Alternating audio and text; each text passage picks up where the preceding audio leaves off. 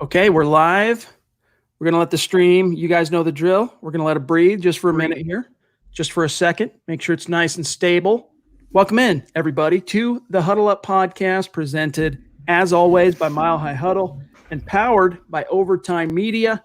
I'm your host, Chad Jensen. With me, as always, my partner in crime. You know him, you love him. He is Zack Kelberman. Zack, we were complaining that Monday was kind of a quiet news day. But Thursday, I don't know about you, but it's been rough. There's not much going on except for the fact that more kind of photos and things of Drew Lock working out, getting some things together with the receivers, which is better than nothing because as we talked about a couple of days ago, coaches and players, the soonest they might be allowed back into the facilities, I should say, June at some point. Yeah, I mean, on my end, I had a little more news, I guess, with the Dak Prescott raging rumors that seem to never end, but it's good for business. I see, though, that more and more players and coaches are holding Zoom press conferences right now. So at least in the absence of OTA practices and mini camps, we at least have some sort of media availability. So as content creators, Chad, you and I, it's good for us.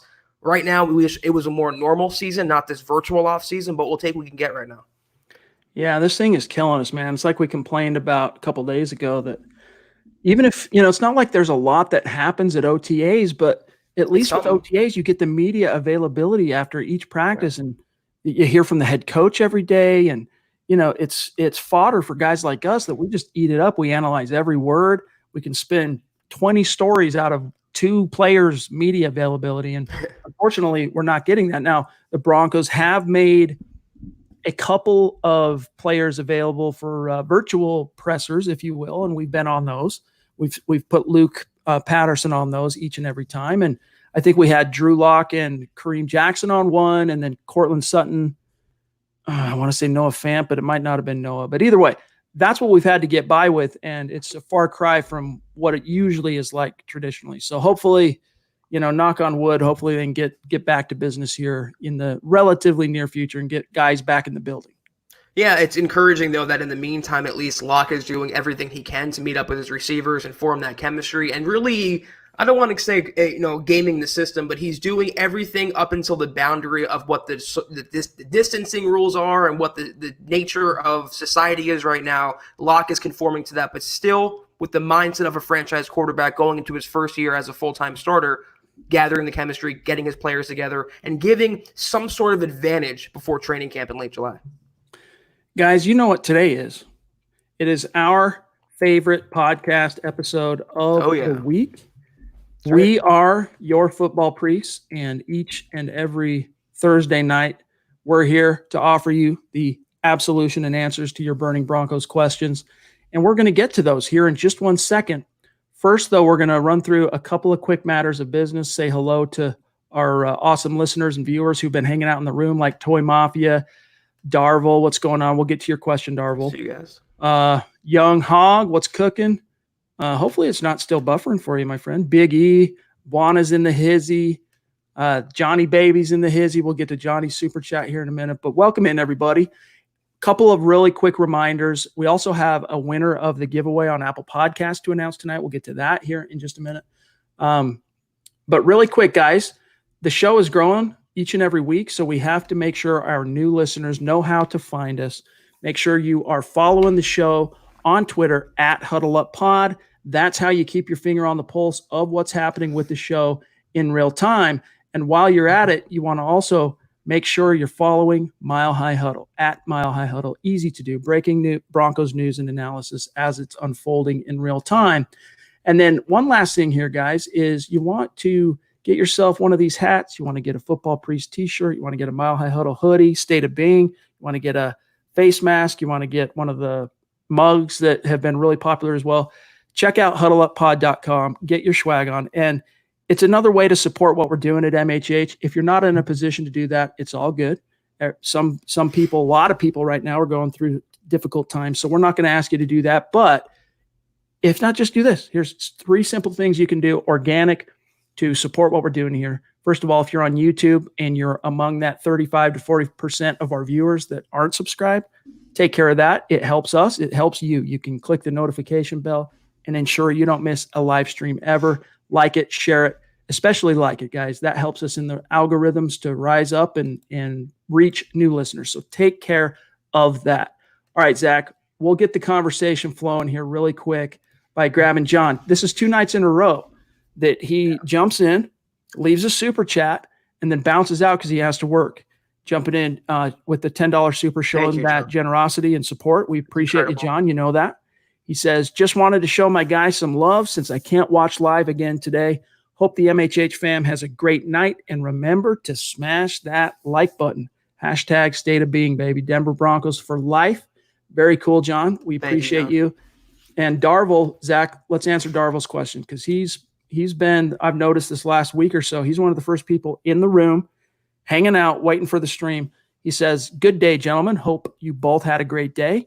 What do you think of Denver on the quarterback position having so many quarterbacks when the team can just spend the salary on a franchise quarterback? I'm not sure what he's getting at there. Translate. I need Zach to translate. My brain's a little confused right now. What do you both think on Denver on QB position having so many quarterbacks when the team can just spend the salary on a franchise quarterback? I don't know what you're asking, my friend. If you want to reformulate that one. I don't know. We'll try to come back to it. We'll circle back and we'll see what we can do. Zach, before we get too much farther, though, let's announce the winner of the drawing. Sure. So we had, let's see, let me count it up here. 7 new additions to, which doesn't sound like a lot, but it actually is quite a lot on our Apple Podcast page. And the winner is one. Where did it go? We put it in the hat, drew the names. Suspense. It's none other than where did it go? Oh, there it is. Drew Hollenbach is the winner. There he is. So, Drew, I know you already have many pieces of swag. You've been one of probably the strongest patrons of huddleuppod.com. So maybe reach out to us. And I think what we put out there, of course, was the Football Priest t-shirt and the face mask. Maybe you want a face mask. So reach out to us. Let us know. Do you want both pieces? I don't recall if we sent you a shirt. You might already have a shirt. But reach out to us, Drew. Congratulations on that. And thank you for heeding our call to action. So many of you have 7 beautiful 5-star reviews, Zach. That's what we needed. Yeah, thank you to everyone who's left reviews and every single listener, every single commenter, every single donator, supporter. We have our 7K special coming up, Chad. We're going to give back to our fans, give back to our show's listeners. We're excited about that, but congrats on that, Drew, and keep leaving those reviews, guys. We do appreciate it every time you do. It's very generous, and it doesn't go unnoticed. And if you are among those that left a review and didn't get your name called on this particular giveaway, hold out because at the end of this month, we'll do another giveaway for the month of May. We kind of got away from doing that for a minute, Zach, but I think we should start doing it again. Yeah. Making sure people know how to review and subscribe on Apple and then doing a giveaway on Apple. So I believe we actually had a question about that, Chad, about leaving a review. I'm trying to find it in the chat right now. Yeah. Kathleen wants to know, Chad and Zach, please explain how to write a review on Apple Podcasts. I listened to several podcasts yesterday, but I could not leave a review. So it's okay. So here's the key is, obviously, if you're going to leave a review on Apple Podcasts, you have to do it listening on Apple Podcasts, right? So, and if you're listening on Apple Podcasts, I just put a link in the chat stream. Here's the problem. I'm not an Apple user, so maybe you're better off answering this one, Zach, because you use Apple, and I'm one of the great unwashed, Android users. Yeah, I mean, if you go to the Apple store, there's a side compartment for podcasts. Apple keeps redeveloping their app store, but if there's a separate thing for podcasts, Apple Podcasts, go on there, search the Huddle Up Podcast, click reviews, add review. It should be right, cut and dry, simple, right in front of you. So we do appreciate anyone who wants to do that on Apple Podcasts. And it can only be done on Apple Podcasts. And there are, if depending on what platform I should say you're listening to the show. Now there's the live stream community. Then there's some people who listen to the upload of the podcast that gets edited after the fact and uploaded on YouTube. There's 300-400 people that's how they listen to the show. And then on Apple, there's about 10,000 people that listen to it as a podcast after we re-upload the audio from the live stream. We just download that audio, put a bumper on it, put an intro, put an outro, upload that. And that's what people get on Apple Podcasts, iHeart, Stitcher, Spreaker, wherever, basically Castbox, any Apple or any podcast listening platform, whichever one you happen to listen to outside of the live stream, leave a review, no matter what. Even if it's not Apple Podcast, every one of them has a little place for you to comment or leave a review, and it all helps us out. So check that out when you get some time. We appreciate it, Kathleen. And Drew, even if you're not in the stream, I haven't seen you yet, but if you're not in the stream and you're listening to this after the fact, reach out to me and we'll make the arrangements to get you what you need, my friend. And again, thanks for taking the time, each and every one of you on that. And we'll do it again here very, very soon. All right, let me scroll up in the chat stream. Don't want to miss anybody. I wanted to get your thoughts, though, on this Bill Polian comment that came out earlier today. Of course, Bill Polian is the architect of the, you don't quite call him a dynasty because the Bills went to 4 consecutive Super Bowls and, wasn't able to get over the hump in any one of them. So in that sense, they're not a dynasty. Were they a conference dynasty? You could maybe qualify it by calling them a conference dynasty. But nevertheless, Bill Polian was the architect of those teams that went to 4 straight Super Bowls in the early 90s. Also, the Indianapolis Colts, the initial Manning era, I want to say up until about the I can't remember when he stepped down actually as GM, but he's in the Hall of Fame now. And he, of course, was Vic Fangio's, one of his bosses anyway, because Fangio was the defensive coordinator of the Indianapolis Colts from 99 through 2001. So 3 seasons. And let me just read you this quote, because Polian appeared today on the Stokely and Zach show on 104.3 The Fan. And of course, Stokely was one of his former players there in Indianapolis. And he was talking about, now this is kind of a dual topic here, Zach. He was talking about why the Broncos, the way this quote came up is he was actually talking about how Drew Lock needs to be in this offense and Pat Shurmur, they need to be able to fight fire with fire and put up points and have some firepower. And while he was kind of waxing poetic on that subject and why it's important, he kind of dropped an interesting thing about Vic Fangio and the Broncos defense. So here's what he said, quote, in the playoffs, late in the season, when the games are really meaningful in the division, you have to have the kind of firepower that can win shootouts. I don't care how good Vic's defense is, and it's going to be really good. It's going to be really good, and it may border on great if he's able to get the right components in place, because he's really an outstanding defensive coach, but you're going to have some shootouts with the Chiefs. That's just the facts. Houston was up 17-0, right? Boom. In a wink of an eye, it was gone. So you have to have firepower across the board, close quote. So the interesting aspect of that, Zach, we can talk quite a bit about it, but the fact that he's saying, look, it's year 2 of Fangio's scheme. It's going to be a good defense.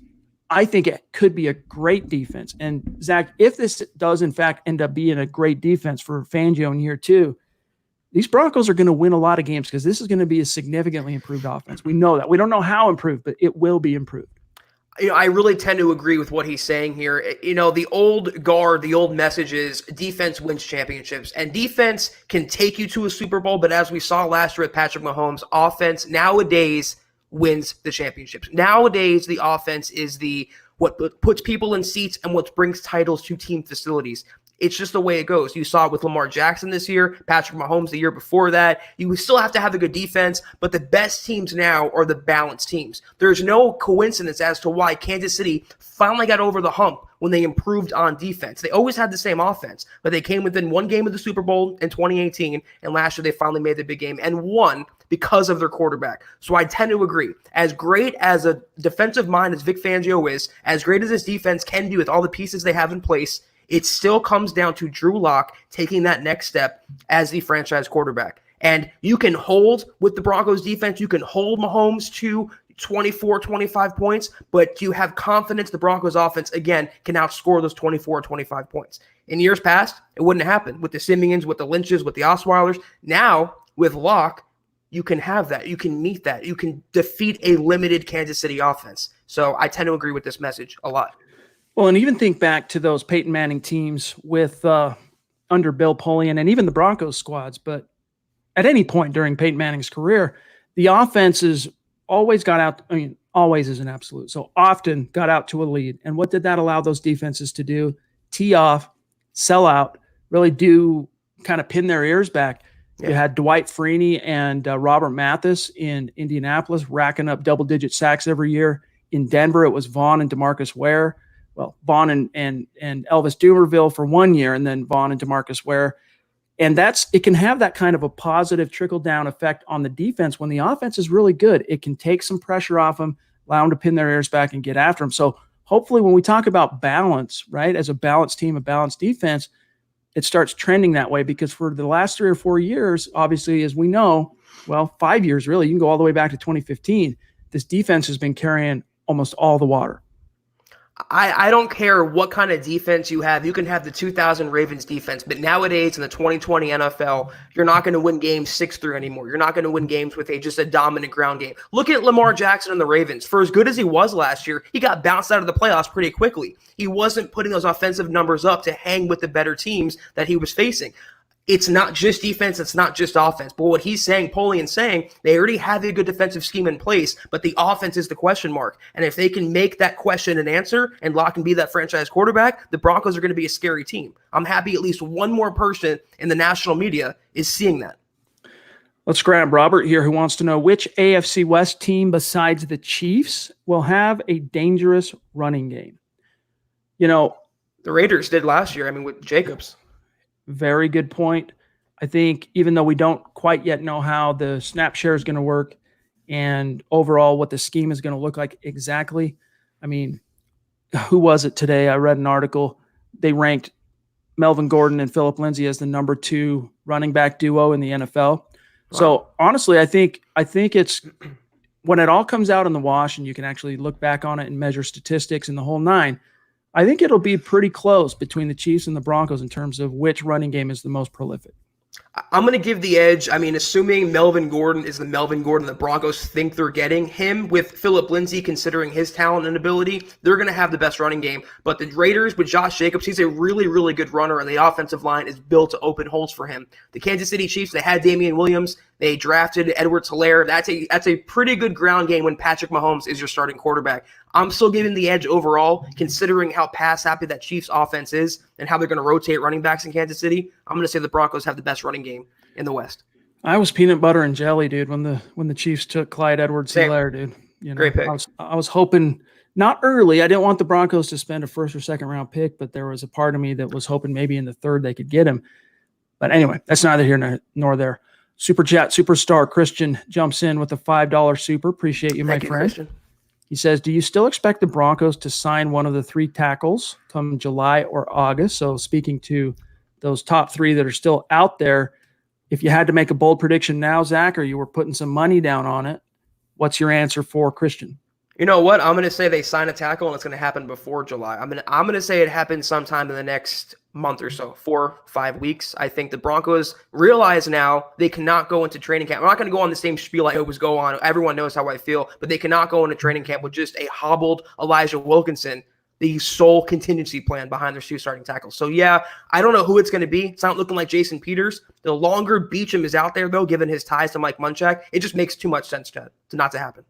I agree. And they have a little bit of wiggle room, a little bit of Evan Mathis money to throw around in that respect. So, and they can create more by releasing a few players. It's not that hard.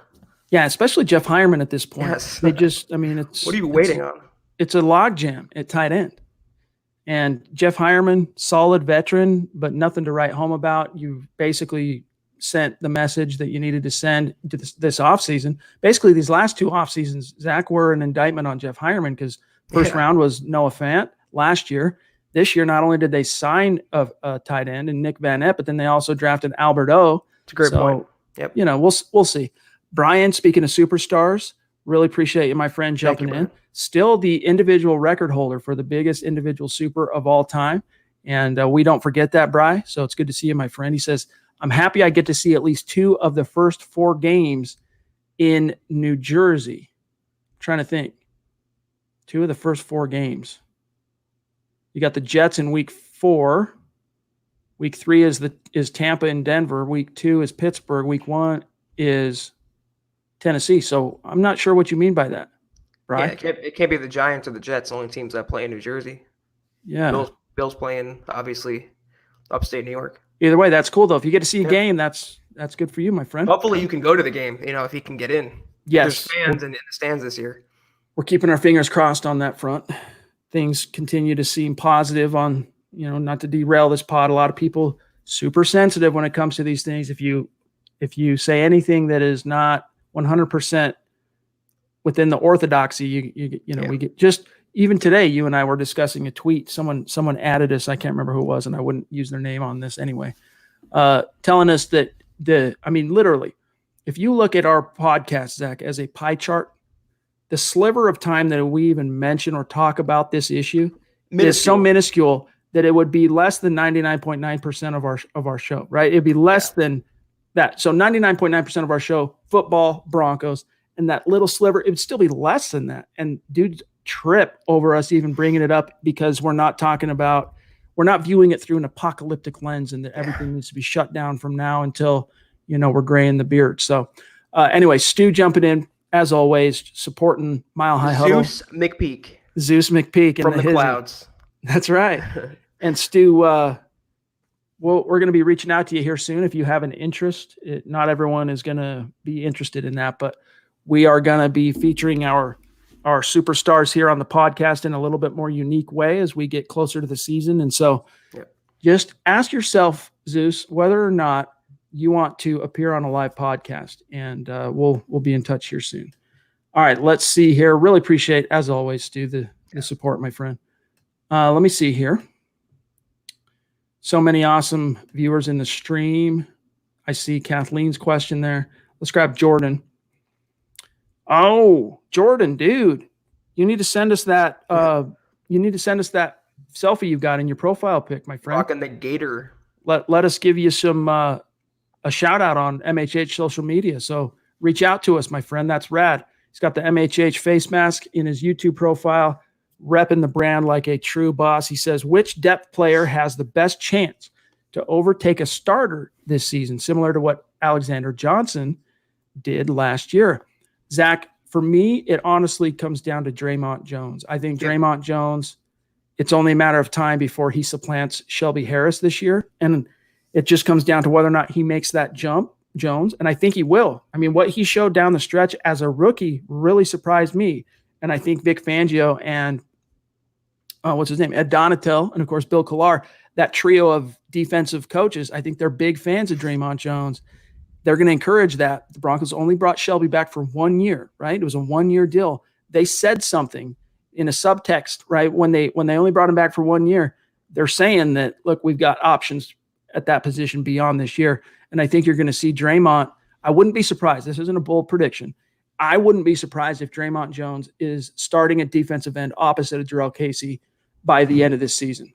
Perfectly said, and that was definitely my first thought. I'm going to say Sternad, though, for the sake of, to change things up. I think if he can stay healthy, if he can learn the playbook and master that, he will overtake Todd Davis. It's funny that the question mentions A.J. Johnson, because I think Sternad is going to be the dynamic partner that Johnson needs for the long term. So it's only a matter of time before Davis is overtaken. I'm going with Sternad. I love the rookie linebacker. Let's grab Bronx Legend jumping in, a super chat superstar bona fide.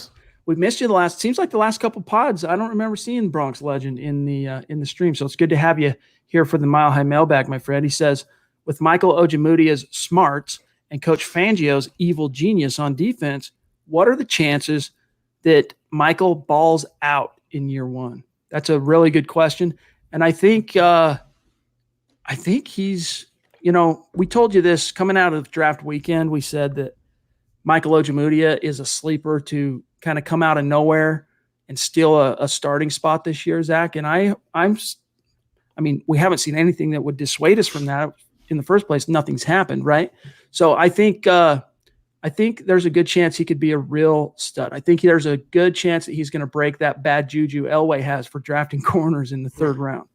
I hate to be a stickler, but it comes down to what you define as balls out. Does that mean he records 5 interceptions? He becomes a starter, a Pro Bowler, Defensive Rookie of the Year? I don't think that's going to happen, but he definitely has the highest upside of the cornerbacks that Chad just mentioned, Langley and Yadam. He can be a very, very solid NFL number 2 cornerback, especially in Fangio's system. But I think in year one, if he can just develop and progress and leapfrog Bosby on the depth chart, leapfrog Callahan on the depth chart, if he can end the year starting opposite AJ Boye, I think that's a very successful balls out year for Michael Lowe. Balls out indeed. No pun Omar intended. jumping in.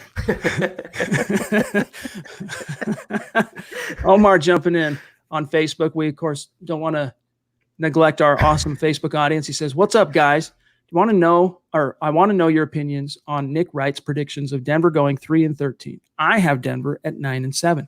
Omar, thank you for the question. We addressed this in depth on a previous podcast, but since you asked the question, both of us scoffed at the idea. I did a way too early predict. We both did. In fact, that was one of the podcast episodes. We did a schedule prediction. We went through each game. I want to say, Zach, you picked 10 wins and I picked 11, and it was off the cuff, kind of a gut reaction to the schedule release the night it came out. And then I even went in after the fact and did a longer evaluation of the schedule, and I'm sticking with 11-5 for now, and then I'm going to reevaluate after we see this team in its current form at some point this summer in the preseason and whatnot. So suffice to say, he is a Chiefs fan, Nick Wright, and I think that kind of colored, if you will, his analysis here. And a bad Chiefs fan. He had that old banner behind him. It's like from 1955. I don't understand why he tried to show that off, but there's nothing more to say about him. He's baseless. It's an ignorant, lazy, stupid, ridiculous tape. I don't want to drag him further. We spent about 2 pods just clowning on him. He's this year's Adam Rank, and just as Adam Rank did it this year after last year, Nick Wright will, or at least should, apologize to Broncos fans for that ridiculous 3-13 prediction. They're going to win more than 3 games in the first 6 or 7 weeks. And he will come around and see. But by that time, the Broncos, I don't want you on our bandwagon. 3 wins? To hell with you. Yeah. He's going to need a lot of A1 sauce to eat all that crow. It's coming. Just some thoughts for Jerry here, who is coming out of replacement surgery. He says, in my room, just finally got the pain under control, and holy smokes, my boys are on. Happy to see you here. We're happy to see you, my friend, and hope you recover from that quickly, my friend. That's Glenn talking to Beast. I won't grab that one. All right, let's see what else we got here. Barry McBride jumping in. Thank you, Barry. Barry, it's good to see you. Barry wants to know. Good question right here. As a Browns fan, what level of play should we expect from Andy Janovich? And why did the Broncos let him go? Barry, I love you, my friend. Barry and I go back a ways. It really comes down to the fact that Pat Shurmur does not utilize the fullback position.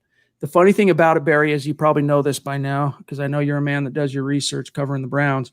The Broncos extended Jano, and they paid him. He's a former, 6th round pick in 2016, I want to say. And he played out his rookie deal. They extended him last year. And so you figured, he's got at least another 3 years, the term of his deal, out to play out in Denver. But then Shurmur, they fired Rich Scangarello and they hired Shurmur. And at that point, I guess they just didn't see a place for that kind of money going to a fullback and a place in the offense. And they had a taker there in the Browns. And so they dealt him. But he's a very good lunch pail type guy that can do a lot of different things. As a fullback, he's really good at ISO blocking, surprisingly good, blowing up a linebacker. He's surprisingly good with the ball in his hands. His first touch, Barry, I don't know if you're aware of this, his first touch from scrimmage as a pro, he took it to the house 32 yards against the Panthers in the season opener as a rookie in 2016. So we were set. Everyone in Broncos country was sad to see Jano go. And we just know that, it's probably the best thing for him because he wasn't going to have much of a role on offense this year, Zach. It's not like the Broncos were trying to save money in the backfield, though, but with Janovich, because they gave whatever they saved to Melvin Gordon, his $13.5 million guarantee. Different tangent, though, about Janovich. It's a dying breed in the NFL fullbacks overall. I mean, they're really not utilized by a lot of NFL offenses, including the more single back, like Pat Shurmur's offense and the Rams offense over there in Los Angeles. But the thing about Janovich, he can do everything really well. He can catch the ball. He can block devastatingly. He's good on the goal line. He's good on specials. He's a fan favorite, good in the locker room. It's a really good pickup by the Browns for that offense with Baker Mayfield, Nick Chubb, the 2 receivers they have. If he can just, utilize him, if he can get on the field, he will make an impact. But I do like that trade for the Browns, and they gave up nothing to get who I think is one of the premier fullbacks, as much as that means in the NFL. Exactly. Nad Ludlow jumping in with a $5 super, one of our superstars. He says, my uncle has been a Penn State season ticket holder for 40 plus years. KJ Hamler is one of his all-time favorite Nittany Lions. I'm excited. He's a Bronco. Well, that's cool to hear, man. He's a very exciting, dynamic young player, but he's as exciting and talented as he is, Zach. He's got to work his way up the depth chart. He's got to put it all together as a rookie out on the grass, and that might take him a little time. So don't expect the world necessarily from Hamler out of the gates. Jerry Jeudy, I think it's safe to have a little bit higher expectations immediately. Hamler's, I think it's going to take him a little bit of time to kind of, and the coaches, for what it's worth, figure out how to work him in.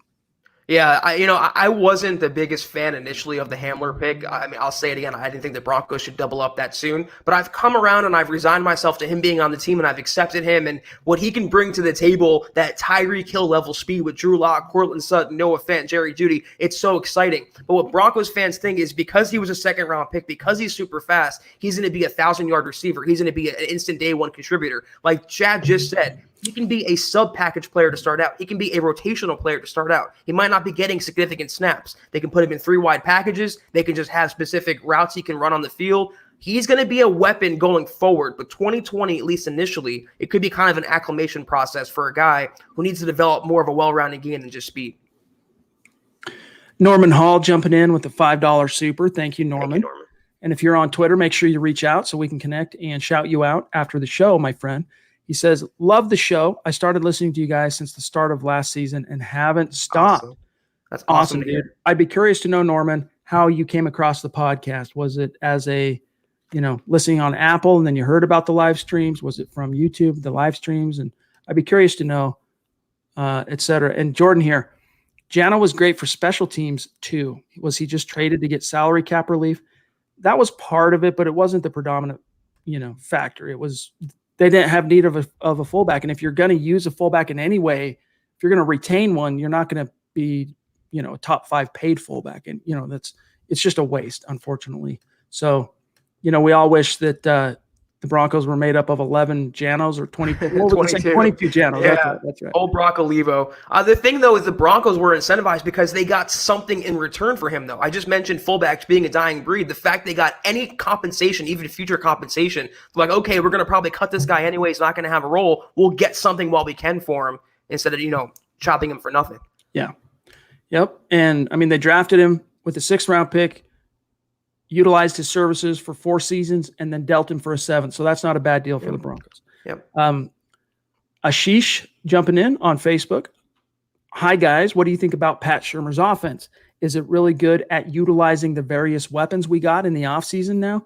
I heard it is very player-friendly, but the same was said about Mike McCoy's offense in 2017, which didn't last long. Scoring enough points is very crucial in today's NFL. And also, do you think we'll have an NFL season this year? Maybe not. Maybe not, or without fans in the stadium. All right, Ashish. Night and day difference between Shurmur and Mike McCoy, first and foremost, is the fact that this is unlike McCoy's. Shurmur's offense is quarterback friendly, and there's a lot of ways that it's quarterback friendly. Mike McCoy's, meanwhile, he had a playbook that he brought in 2017 that had over 1,100 plays. It was like a Cheesecake Factory menu. Yes. Okay. Epic. You can't install that. You can't expect your guys to learn that. There's nobody. Peyton Manning doesn't have 1,100 plays memorized in that big football brain of his. So just bogged. I don't know what it was. He found a way to groove with Peyton. Mike McCoy deserves credit because he converted the Kyle Orton offense that began in 2011 and turned it into the most prolific rushing offense in the NFL when Tim Tebow took over. And then the very next year, he converted it into the Peyton Manning, Mike McCoy hybrid offense, and that's what got him a head coaching job. But he just, I don't know, he changed, dude. He lost the plot, whatever it is. He forgot how to keep it simple for guys. And in the case of Shurmur, you don't have to worry about that. But one of the other similarities, Zach, both more spread-oriented schemes. I think Shurmur, though, has a little bit more of an emphasis on 2 things different than McCoy. 1, vertical attack. 2 is passing the ball to running backs out of the backfield. Yeah, it's a good point you brought up with Shurmur's playbook. It's part of the reason he was fired is because he was overloading the players. He was making it too complex, and they brought in Bill Musgrave as his replacement. And the first thing Musgrave did was cut down that playbook to something super thin and easily digestible for the players. McCoy was an awful pairing to begin with someone like Vance Joseph, a rookie coach who we come to know was way in over his head. You know, McCoy was resting on his previous laurels in Denver and in San Diego with the Chargers. Shurmur's offense, the best way to put it, it's vertical, it's aggressive. Shurmur has bona fides as a quarterback whisperer. He's really, in a lot of ways, the opposite of Mike McCoy. He's a little more proven, in my opinion. He's done more over more stops, and that's the biggest thing the Broncos hired him to be, that quarterback whisperer for a lock who can also call plays with the best of them. Like a Norv Turner. Awful head coach, really good coordinator. The Broncos got a good guy. And as you said, just more proven. You know, he used his coordinating to get him his first head coaching job with Cleveland and completely botched it. He was not a good head coach in Cleveland. But because he's a good coordinator, he landed on his feet, put in a few more years as an OC, and then because he did a good job in Minnesota with Case Keenum that year, got another head coaching job. So kind of similar to Wade Phillips in that lousy head coach, but a brilliant coordinator. And he has, unlike Mike McCoy, who I believe is still out of the NFL, isn't he? I'm pretty sure he's still out of the NFL. Pat Shurmur, of course, has he was in high demand. That's what changed for Vic Fangio at the end of the season when he was asked, do you foresee any coaching changes on your staff? And he said, no. 2 weeks later, Scangarello's fired. Why? Because the Giants fired Shurmur. And Fangio had to act if he wanted Shurmur because there were at least 4 or 5 other teams that were trying to recruit and hire Pat Shurmur. So Fangio parted ways, and the rest is history. King Hicks, and by the way, yes, we do believe there's going to be a NFL season. One way or another, there will be. This is a bold prediction. I don't even think it's all that bold, Zach. There will be an NFL season of some form. Might not have fans in the stands in some states. Might not. Could end up being slightly delayed, could end up being slightly truncated. So instead of 16 games, it might be like a 12-game season or whatever. But there will be football, not only at the NFL, also college. Count on it. King Hicks jumping in, $5 super. Appreciate you, my friend. Bonafide superstar. He says, shout out to my MHH family. Hope all is well and everybody's staying healthy. Work's been kicking my you-know-what. This community is life. Hashtag happy hour for me. Well, right on, King Hicks. You know, you're on the supply chain, so you know we appreciate you keeping those Amazon orders rolling, keeping everybody's shelf stocked one way or another. So we appreciate it, my friend. I had to look up Mike McCoy though, Chad, to see what he's doing because I didn't know. I thought to myself he was the coordinator with the Cardinals, and I was right. He was the O coordinator with the Cardinals in 2018, and he interviewed for a spot with the Panthers this offseason. Didn't get it. That's the last we heard of. I think he's done. I think he's milked that. Right. That well. I remember after the Broncos fired him, he languished, and then that one year head coach, who was it that preceded Cliff Kingsbury? He only got 1 year at the table. Anyway, that's who he hired to be his OC. Was Mike Steve Wilkes? Yes, thank you, Steve Wilkes. And then when he was jettisoned, Mike McCoy's just been sitting out there, dude. He's used up, washed his way. The NFL doesn't believe works anymore. So Ron Dubb jumping in, one of our superstars with a very generous super. Thank you, Ron. He says, hey, everyone. Everyone is in awe about the wide receivers and the running. Excuse me. Let me start that over. Hey, everyone is in awe about the wide receivers, that the running backs get lost in the shuffle. The running backs will be used heavily and frequently. There will also be more disruption on defense. How early do you think we'll get our first turnover? Bold prediction, Zach.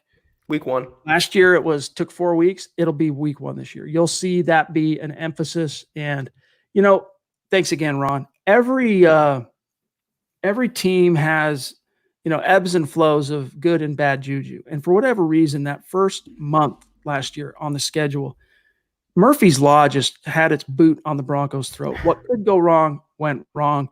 And, conversely, when you come out of that, it kind of opens teams up to good, positive karma, so to speak. And I think in that case, this is a very esoteric take here that I'm making. But for that purpose, I think you're going to see the defense be kind of rewarded for the depths of their depredations early on last season. Not only is it coming in week 1, I'll take it a step further. It's going to come in a strip sack by Von Miller, reintroducing himself to the NFL, probably in the first half of the game, getting the crowd going. Tannehill has no chance coming off play action. I think that's when it's going to happen, week 1.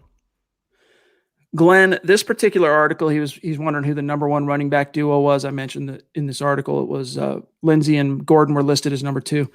It was the Browns. So Nick Chubb and who's the other guy? Anyway, the Browns duo, for what it's worth. The other name escapes me. Who is the other guy? Yeah, I can't think of it either. Google Kareem Hunt, right? Isn't it him? It was last year, but I don't know. I'll find it here in just a minute. I'll answer that for you, Glenn. Chris L jumping in. Appreciate you, Chris. Reach out if you're on Twitter. We'll connect and shout you out after the show. Appreciate your support. He says, what would Vaughn's next contract potentially look like? Ooh, that's a good question. Well, DeMarcus Ware he was one of the highest paid defensive players in the league circa 2013. Didn't want to take a pay cut. Cowboys cut him. And I think Vaughn, because DeMarcus Ware is his close friend and mentor, I don't know, maybe Vaughn will take a different approach when that time comes and the Broncos come knocking, whether it's to extend him on a new deal or if they ask him to take it less because he's not the same player he was. I don't know.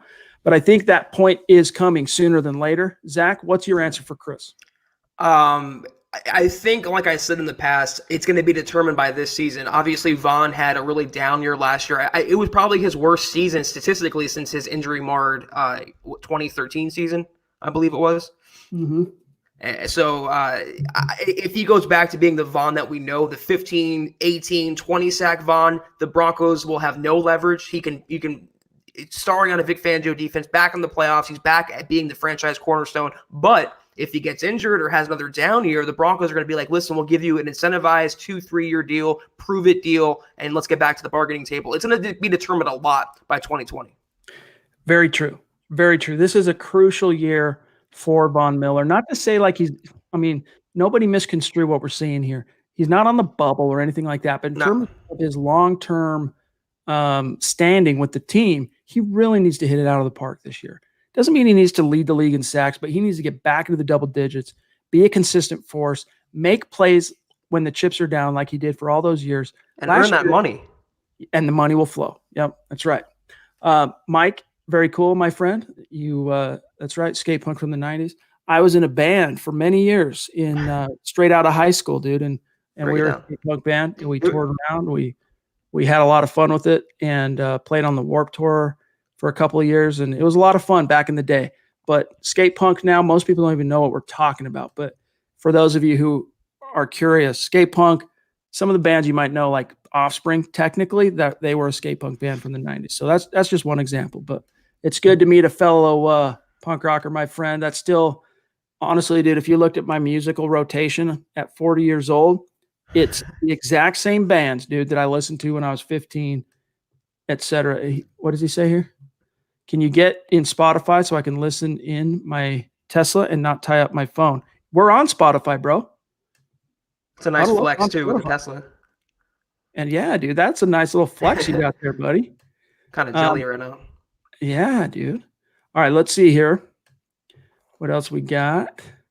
A lot of great comments. Let's see. Kenneth here. I was like Zach and initially wasn't happy about the Gordon contract, but the more I think about it, the more it grows on me to have a fresh back to close games out and grind out playoff games. I mean, at this point, Zach, that's the best thing to do is just try and get behind it, but it's hard to rationalize because of what it meant for Philip Lindsay, especially. For me, to this day, it still sticks in my crop. But it's like get behind the contract or get behind the player. I can get behind the player. I'm never going to get behind $6.5 million for him. I just can't get over that. It's too much money. The Broncos overpaid for him. He's a good player, but I liked Philip Lindsay in his role. So I can't get behind the contract, but eventually if he's the workhorse the Broncos think he will be, I can get behind the player. Ricardo jumping in with a what is Brazilian currency? I don't even know, but that appears to be a very generous super. Thank you, Ricardo. He says, "What's up, guys? Greetings from Brazil. Just want to congratulate the entire MHH family for the phenomenal content you guys put out. Also, congrats on your new column, Zach. Thank you, Ricardo. That's awesome. State of being, and it's always extra credit, Ricardo, when you spell Zach's name correctly. He doesn't miss that. It's so rare. I've gotten every variation of my name, Ricardo. That's so humbling. Thank you so much for checking that out. I'm going to have a new one up very, very soon with the next day or so. So hopefully you like it. Thank you again. That's awesome. Brian, One. The answer is one. I have one Red Bull locked and loaded, ready to go at my side for each and every podcast. 16-ouncer, baby, because, I have a really high tolerance to caffeine because of what I do for a living. All right, let's see here, guys. Bear with me. Oh, David jumping in. Very Wow, generous being the superstar that he is on Super Chat. Thank you, Dave. Appreciate you, my friend. He says, still waiting on my merch. I know, dude. That's a good opportunity. Let's talk about this real quick because people like Pobby have been really patient. Others out there who are waiting on their merch. Guys, it's been longer. The lead time, the wait time has been longer than we initially thought. And we just want everyone to understand on the merch store, we don't control fulfillment. So when someone makes an order, that order goes to our third-party provider who actually manufactures it and then ships it out. And because of the word that shall go unnamed, we received notifications about, I want to say 2 weeks into April, that things were slightly slowed down. Like the turnaround time wasn't quite the same as it was. But, and it kind of held steady like they said it would for about 2 weeks. But lately, man, it's been quite a bit longer. So we just want to be out on Front Street with everybody on the merch store. It's, I would say 2 weeks. It's a 2-week wait. And that's just, that might make for some people right now might not end up going to the store and buying something. We understand, but just know we can't control that. Your order will get shipped out. It's just that company is operating on a fraction of the manpower, if you will, that they were before the bug hit, we'll say. So just show some patience. And David, I'm sorry you're still waiting, dude. It's coming, I promise you. We checked on that actually earlier today. Zach was on there looking at it. So we appreciate your patience, my friend. Let me just say, though, full disclosure, Chad, sorry to interrupt you. I ordered something myself. I ordered a neck cover on May 5th, and I'm still waiting for it to be fulfilled. So it's we understand if this discourages anyone from buying a neck gaiter or buying a product from the store, but we don't control the turnaround times, and we give you guys the info that we get as soon as we get it, and we'll be completely transparent with that. Yep, and as soon as we know that maybe some of those restrictions and delays have been lifted off, we'll let you know. But again, you can still order. You can still go. We just want to be up front and make sure you understand it's probably going to be about a 2-week lead time for it to ship and then the road time. So just keep that in mind. David says, thanks, guys, for being our link to the Broncos. Do you guys think we will add any depth at defensive end? Which, honestly, David, I don't because, I mean, it depends on how you view the position, David, because a lot of people confuse Shelby Harris's position, for example, with Vaughn and what Chubb do. They're the rush linebackers. The defensive ends in this scheme are the Shelby Harrises and the Jarrell Caseys. So you've got two bona fide veteran starters, Zach, behind them. You've got a plethora of young guys just chomping at the bit to get on the field, including Draymond. We already talked about him tonight. DeMarcus Walker. Covington. Yep. I feel like I'm still missing one. But so for that purpose, David, McTelvin Ajim, 3rd-round pick. So for that purpose, they're kind of loaded for bear on this hunt at defensive end. I don't think you're going to see anything new come that way.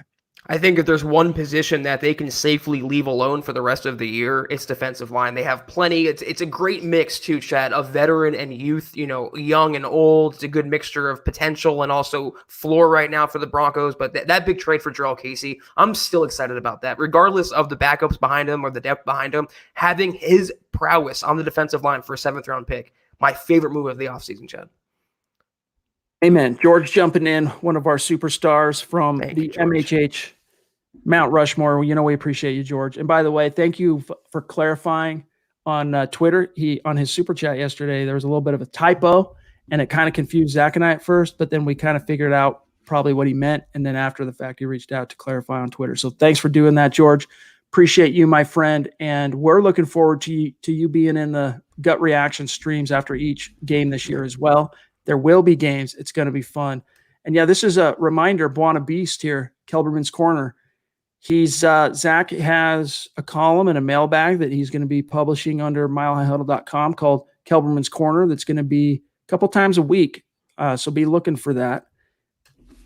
Kathleen here, Chad and Zach, a big thank you for not talking about the word that shall go unmentioned. You both are the best sports guys that discuss the Denver Broncos. Thank you, Kathleen. Appreciate that. Very kind. And as you can see, we don't talk about it. And maybe when we do when it does come up, we get blasted for one word coming out of our mouths though when we discuss it.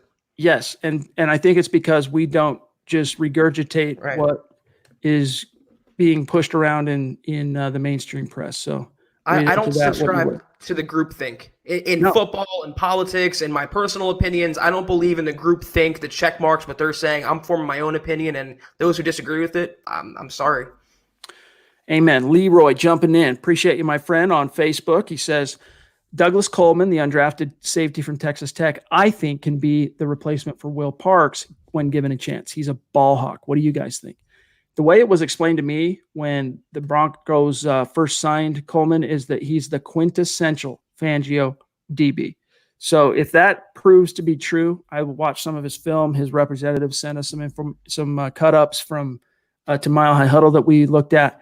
Very intriguing young guy, and he's right, Zach, ball hawk. So that's one thing you couldn't really say for Will Parks. Very physical, very willing to do whatever his coaches asked him to do. Versatile, kind of a jack of all, master of none, but not a ball hawk. And if Coleman can bring that to the table as a third safety or as a nickel safety in their big nickel packages, that could come in handy, man. Yeah, Parks was more TJ Ward, whereas Coleman is more Justin Simmons. More of a rangy defender. He can probably be more of a playmaker in this scheme. I really think he can push Trey Marshall for that third role. I think Marshall has the leg up right now considering his experience with the team, but Coleman's very, very talented. He shouldn't have went undrafted. The Broncos got a steal there in the 8th round of the draft, the unofficial 8th round. I think he will make the team and he will push Marshall for that third spot. Robert wants to know, do you see Patrick Morris keeping the starting center position and maybe Lloyd Cushenberry becoming a depth piece in 2020? That's always possible because, again, the way Nick Kendall explains this makes a lot of sense. And that is that, we get really excited about rookies, especially those drafted in the premium rounds. And they're kind of an unknown quantity and an unproven entity. And because of that, it's easy to get a little too out over the skis in terms of optimism. So in that sense, there is an element to Cushenberry that it's kind of like believe it when you see it. However, he is a very proven player at the position. He was considered to be a fringe first round guy leading up to this draft. So I have no problem. I don't really second guess what I'm about to say. I think he will be the starting center this year. But if it does end up shaking out that he needs a little time to marinate, it won't be the worst thing. He's under Mike Munchak's wing. He'll get the coaching he needs to be the player the Broncos eventually need him to be. But I'll tell you this, Patrick Morris, he did see a few reps on the field down the stretch last year, the last 2 weeks. Did not impress me. So I'm hoping it's Cushenberry because I don't think Morris really has it. Well, considering the way the Broncos devalue center, they didn't pay Paradis, they didn't pay McGovern, but they invested a fairly premium pick in Cushenberry. They got him, I think, at a great value. He is, by most accounts, going to be the week 1 starter. He would have to fall on his face. He would have to fall behind in his development or suffer an injury. It's the only ways. Morris is a nice depth piece. Morris is a nice project for Mike Munchak. But Cushenberry is a starter. He has more talent, more upside. He is the missing link for the rebuilt offensive line, and he will be in the starting lineup in week 1. Man, the stream just did a jump, and I think it jumped some superstars. So I'm going to hope our YouTube analytics are back up, and I'll go pull it here in just 1 second. That's right, J-Bone. I am 40. I don't know. Way. I look 22, right? Not a day over 40, 21, dude. I was going to say, John. Yeah, dude, it sucks. Flippin' Booch. That's a topic for another time. Chad's band. I'll maybe if you reach out to me on social media or email me, I'll tell you anything you want to know. But I don't know that it would be perfectly appropriate to talk about on this podcast. And it's not because we were like crazy or anything. Like wasn't profane or anything like that. But it's just not a stream I want to cross. Frankie jumping in. Appreciate you, my friend. Thank you, Superstar. He says, very generous super, by the way. Thanks, Frankie. Hey, guys, just saying hello and go Broncos from Colorado Springs. Very cool, Frankie. Thank you, my friend. And King Hicks reminding everybody, smash that like button. We appreciate that. Make sure that like button is pressed in some capacity. All right, Zach, if you wouldn't mind. Yeah, that's not a question. Hold on 1 sec. And Todd, sorry, man, I didn't mean to get your hopes up there. if you'll grab JP, I'm going to hop Sure. onto YouTube real quick, and then I'll hop in on JP after you address it. Yeah, JP drop it in $4.99. We appreciate you, JP. Thanks for that. He goes, just checking in, y'all. I'm in my finals week for school and so far doing well. That's awesome to hear. Hopefully Congrats. hopefully Good job. you have a smooth finals week. Want to show some love. MHH best pod in sports history. #stated being. JP, we hope that our pod is the first in a very good week to come for you in finals week. I remember that. It was always a good feeling when it was over with. And in these uncertain times right now, I'm happy that, it's going well for you. Hopefully. Yeah, what are you I'm curious what you're studying, my friend. Let me know. And by the way, Buona Beast and Zach can confirm this, but literally right before we went live on this podcast, I was working on my double stroke rolls. Yep. Still trying to master that, dude. So drummers unite. All right, the stream, and thanks again, JP. The stream did unfortunately skip many of our bona fide superstars. So let me paste them in here. We don't prefer to do it this way, but thankfully the analytics are back up, so we can actually have a place to grab them when it does this. But of all the people the stream has to skip, it's the queen. It really irritates us when it's the queen of MHH. So thank you, Christy. We appreciate it. She says, gonna miss Andy Janovich. Me too. I agree, man. It's a bittersweet situation. Maybe more bitter than sweet. We'll all miss him for now, but if I should say not when Melvin Gordon's reeling off, 60-yard runs, we're not going to even think about Janovich, but a good player while he was here, and I really think, again, it was a good pickup for the Browns, a sneaky good pickup for that running game. All right. We are at about 56 minutes, and we can go a little bit over tonight. It's all good. It's the mailbag. It is the Mile High Mailbag. We are your football priests. You know this. KP, Big Kev jumping in as well with a $5 super. Thank you, Kevin. He says, smash the like button. Love the show, fellas. Florida strong, #state of being. KP, you have become just so consistent and, awesome. See, this is where it comes in hand, having Buona Beast in the house. Appreciate that, dude. Kev, you should email us, milehighhuddle@gmail.com.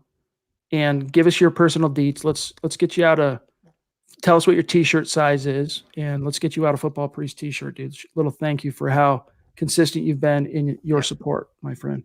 We really appreciate that. Yeah.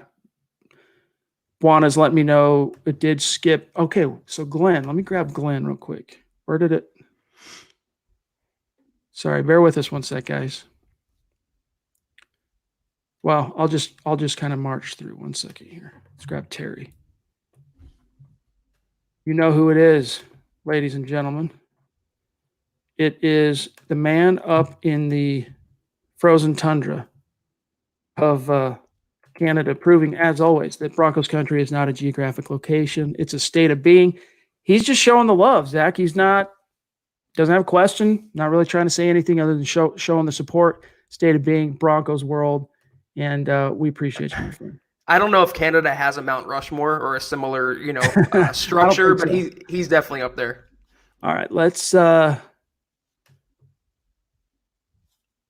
Here's something James is bringing up. Interesting. NFL Europe increased its shipping times for merch, for jerseys and whatnot, due to the current situation until the end of August. Wow. Yeah, our lead times are not that gnarly.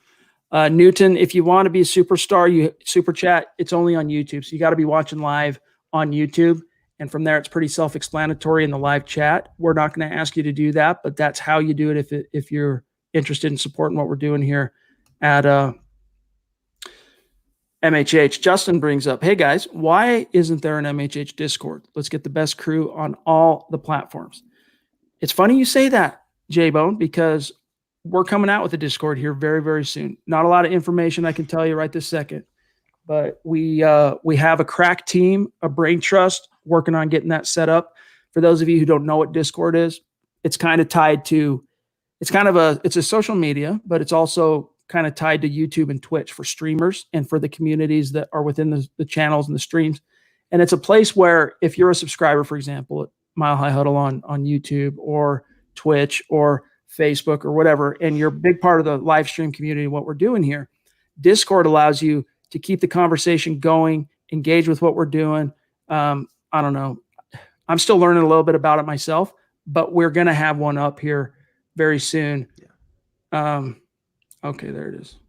Here's Glenn. It did skip Glenn. So just keep that in mind. We have one coming, and it's been a learning process for us, to be honest with you, because we're not big gamers, and we're still kind of figuring out this YouTube thing, as everybody knows. So there is a Discord coming, and when it launches, we're gonna get the word out and get everybody over there. So stay tuned.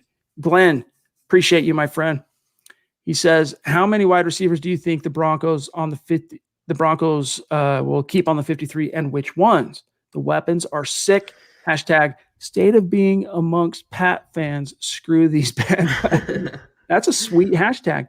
All right. So how many wideouts will the Broncos keep this year? And if you had to make a bold prediction, who are they keeping?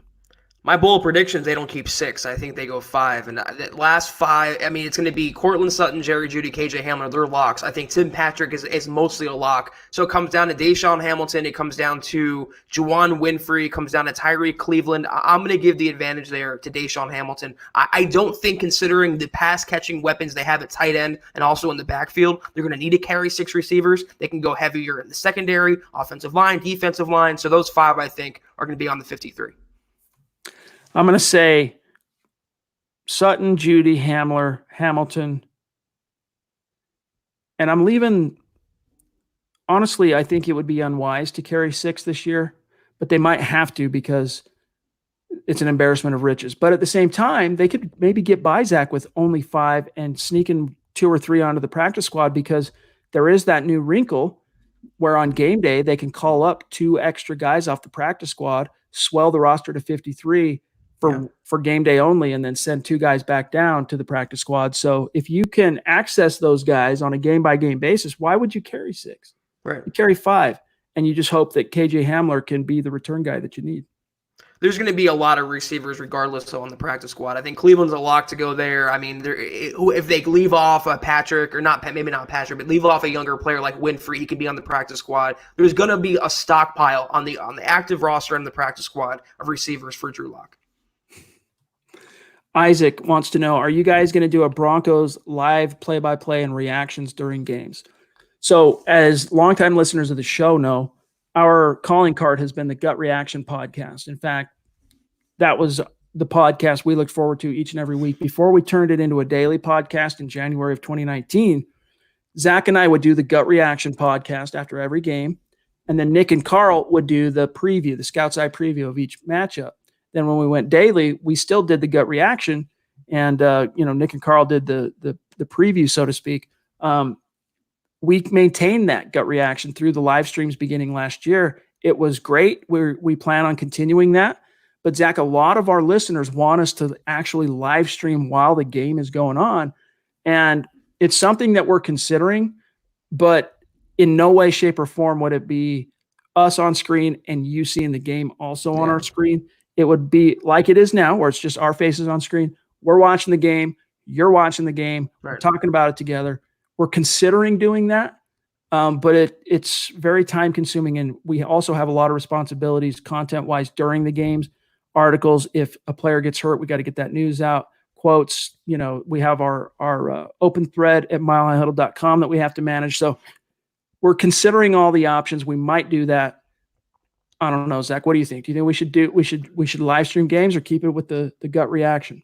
I think we can test it out in the preseason to see how it works, but what we learned for the draft is we can't have an NFL broadcast on the screen. We can't broadcast that for the podcast. So like Chad said, we can watch it on our own. You guys can watch it. We can react together like a watch party, but we can't have it on the screen with you guys. I'm open to doing it though, maybe for a quarter of a preseason game, just to test it out. I'm always to do more pods, interact with Broncos country. I'm always all for that, Chad. Yes, absolutely. Yep, you guessed it, brother. That was the name of my band, Reverse Mohawk. That was us. No, but anyone curious, you can, I don't know, maybe I'm being a little too guarded about it. It's probably not that big of a deal. Another time, another place. I'll talk about it. Mark here jumping in, bona fide superstar. Good to see you, Mark. He changed his profile pic back because he knows that this is the way. This is the life. MHH. Mark Langley. I'm a little disappointed there's not a joke in this super chat, to be honest with you, Mark. this is what we look forward to most when you chime in. What's up, my guys? We appreciate you, my friends. Good to see you. Rocking the State of Being hoodie, rocking the hat like a boss. We miss you, dude. I know. I hope everything's going okay in your neck of the woods. And we, of course, just corresponded recently, but it's good to see you in the stream, my friend. And you let us know anything new on your side of things. Appreciate you, bro. Chris jumping in as well with a super. He says, with some contracts nearing the end, like Sutton, who is getting paid and who is getting a new team? Who do you keep for your nucleus? Well, let's see. So you have 2017 is entering the contract year. So Garrett Bowles, DeMarcus. Who else was 2017? Almost everyone after that's gone, right? It was one of the most wasted draft classes of all time in Broncos history. So I feel like I'm missing someone from 2017. But so the Broncos will have a decision to make on Bowles. I don't think Walker gets re-signed. And then the next class is 2018 next year. Too. The guy you're thinking of. Butt? Oh, that's right. Jake Butt. He's still with the team in a technical sense. We haven't seen him on the field for a long freaking time. So Butt, but he's in a prove it, kind of believe it when you see it type of situation with Jake Butt. But Sutton's a guy that will absolutely get a second contract if he, stays healthy and continues on this trajectory he's on. He will get that second contract. So I think that nucleus, the question really, Zach, the answer is, who is that nucleus? My question on that is does John Elway view Philip Lindsay as a part of that nucleus? Because I would think he does. I would hope that he does. Yeah. Because eventually you're going to have to pay Locke. You're going to have to pay Sutton. You're going to have to pay Fant. You're going to have to pay Philip Lindsay. And I hope they do pay Philip Lindsay because he deserves the money just for what he's done in the last 2 years. Even if he doesn't do much in the next 2 years, those first 2 years, man, he carried this team. And I get it. If he's not producing in the next 2 years, of course, you're not going to pay him. But I hope he does. I hope he does that. How about Justin Simmons? He needs to be paid right now. He's part of that nucleus as well. Cortland Sutton, I'm going to take it a step further. I mean, I'm optimistic. I'm hopeful. I love the guy so much. I love watching him play. He will never see another team's uniform throughout his career. He's going to stay in Denver throughout the entirety of his career, and he's going to end being one of the most decorated and best receivers in Broncos history. I think he has that level of upside. Philip Lindsay on the outside looking in, the Broncos demonstrated their loyalty or lack thereof to Philip Lindsay by not giving him a new deal and then bringing in his replacement and giving him guaranteed salary. I don't know about Lindsay. Locke's going to come up. If he develops into a quarterback, he's going to get a fat contract. Sutton, Fant, like Chad said, Justin Simmons, A.J. Johnson down the road maybe next year if he has another good season. They're going to have a lot of contracts to hand out, but it's a good problem to have, Chad. All right. A lot of curious listeners. Bear with me 1 second. I'll just give you guys – let me see. Yeah, here it is. You guys want to check it out? This is some fan put this together from back in the day that's still on YouTube. You guys can check it out. This was my band. I'll check out Charlie Benante, cover of YYZ. Isn't that a Rush song? YYZ, I want to say. Let me check it out, dude, real quick. That's Rush.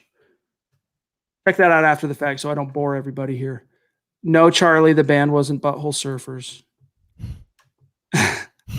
Terry. Balls good, out. Buddy. That's good. You make us laugh, bro. All right. We're at 1:08, so we do have to start winding this thing down. Here's a good question from Gary. Gary's a good friend of mine and a longtime listener of the show, supporter of MHH. He says, every team has a weak link, and you're only as strong as your weakest link.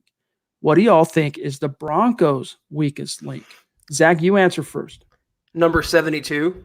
That's by far and away the left tackle, being the second most important position behind quarterback, and Garrett Bowles is a left tackle. I mean, that is by far and away the weakest link on the Broncos. They've really repaired and replenished the roster. They stocked the cupboard. They built around their franchise quarterback. But Garrett Bowles, to me, Chad, I don't see a bigger link or weak link than him. I feel a little bit better about corner, but cornerback to me, I think, is just because of how unproven the room is outside of Bouye, outside of, I mean, you can barely say that Bryce Callahan is proven. He had one really prolific year, ended in injury, and we haven't seen him on the field since. So for me, I'm going to say cornerback, but I do share Zach's sentiment. I'm worried about offensive tackle because you know how you're one injury away with Juwan James from Elijah Wilkinson out there at right tackle again and Garrett Bowles. We just need to see it in action. So every team, as you said, though, Gary, has a weakness. The Broncos are – every team in the league has that, has at least one glaring issue, and hopefully they can it doesn't end up biting them in the rear end. BNS wants to know, what do you guys think of Cordy Glenn or DeMar Dotson as possible offensive tackle backups? I don't mind the idea of Cordy Glenn, but I would still prefer Jason Peters or Beecham. Yeah. DeMar Dotson, he washed out in Tampa Bay. He's really a boomer bust tackle. Cordy Glenn, Kelvin Beecham, Jason Peters, they're all starting caliber guys who you can get as your swing tackle in an ideal scenario. So any of the three, I'm okay with this at this point, Chad. All right, let's see. Indeed, Christy, 40 is the new 30. All right, we're getting – I want to make sure we Justin here. Chad, I've got years of Discord server management experience. I'll hit you up on Twitter. Yeah, dude, hit me up. I could use some help. We'll see. No promises. We'll see though. I mean, I appreciate the offer. Let's see what we can come up with, man. All right. Bear with us 1 second here, guys. We have to start winding it down. Here he is. Mark Langley jumping in, $5 super. Once again, had my septic tank cleaned out, and the service tech guy's name was Garrett.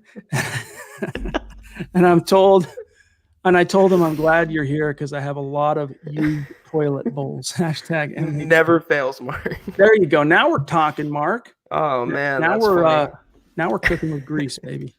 That was funny. All right, let's see here. Just love the conversations that catch fire in the chat stream within the community. It's just cool to see people connecting around the pod. It's really cool. Derek, it's all good. Jumping in with the $10 super. Appreciate you, Derek. Just made it. Sorry I missed most of the pod. Hey, we'll forgive you, my friend. Appreciate you jumping in like that. And Derek, if you're on Twitter, let me know. Reach out so I can connect. We can connect and shout you out, my friend. Mark, again, wrong profile pic. My bad. Hashtag hey. All good. Okay. I just want to make sure we're not skipping anybody, guys. Unfortunately, we have to get out of here. We're getting a little long. Todd says, Chad, I think you and your crew do a great job with your analysis and creating interesting and fresh content about my favorite team in all sports. Thanks for reading my lame joke. All good, dude. Appreciate the kind words and appreciate you being with us here. Zach, if you wouldn't mind really quick grabbing one, just a comment, a question real quick. I'm just going to circle back on YouTube and make sure we didn't miss anybody on the super chat. Yeah, I see Dylan dropping in $2 here. Appreciate you, Dylan. Valued, consistent listener. We love you, Dylan. Yep, there he is. Hope we can have a meetup after all this. You know, Chad, it's one of the biggest in a year full of disappointments. It's one of the biggest disappointments that our Vegas plans for the draft fell through. We have this entire thing ready to go. The logistics, the flights, the hotel, what we're going to do, what the meetup consisted of. We are going to have it again. It's not going to be a cancel thing so much as postponed to a later date, but it will come sometime in the future. Yes, and maybe that ends up being some kind of a tailgate for a game, maybe in Denver. Yeah, of course, right. Denver would be the obvious solution or the obvious destination for that.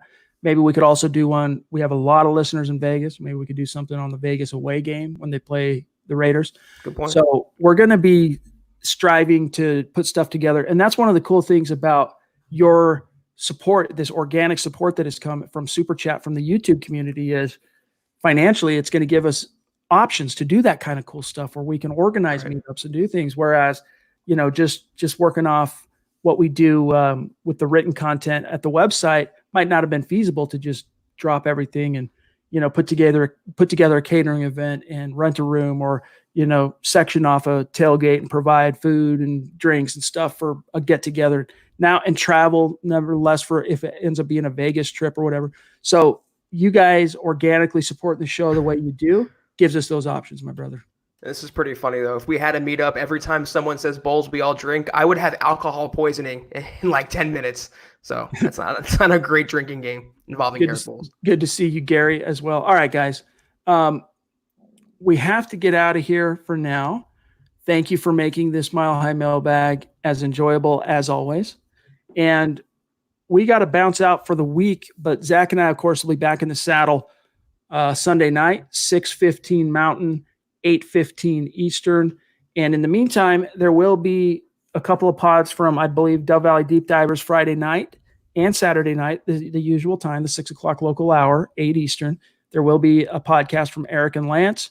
And Saturday, Eric and Lance. And then here coming very soon, we're going to have some news on a new podcast that we're going to be debuting that's going to feature Luke Patterson. So those of you who were on the live streams during the draft, Zach and I have had Luke on the podcast a few times. And then, of course, Luke was on the draft streams Thursday, Friday, and Saturday night of the draft. So most of you know full well who Luke is by now, but he's going to be debuting his own podcast here very, very soon. He will have a co-host.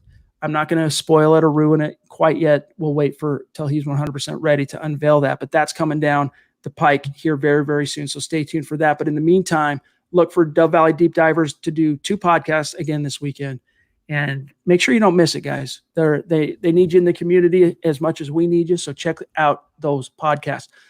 Otherwise, Zach, what do you got going this weekend, dude? What are you going to do? The same old Q lifestyle, Chad. I'm going to put together, like I said, I told you off air, I bought a couple bookshelves I'm going to put together. So I'm going to spend my weekend being, productive, and hopefully the time passes a little faster. But I was thinking to myself, it's crazy how fast this week has gone for us. I mean, I remember just potting on Monday and it's already Thursday, the last pot of the week. It's just crazy how much it flies. And it shows you how much we look forward to it every single day. Yep. Time flies when you are having fun, and you guys make it a blast for us. So thank you as always. Couple of quick reminders as we're getting out of here. Make sure you're following the pod on Twitter at HuddleUpPod.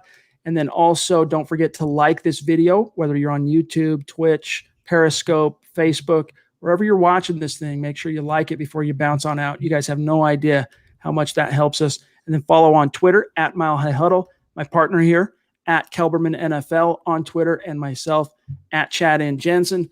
Shout out to Buona Beast for helping out as always. And we'll see you guys on the other side on Sunday night, 6:15 Mountain. For Zach, I'm Chad. We'll talk to you guys then.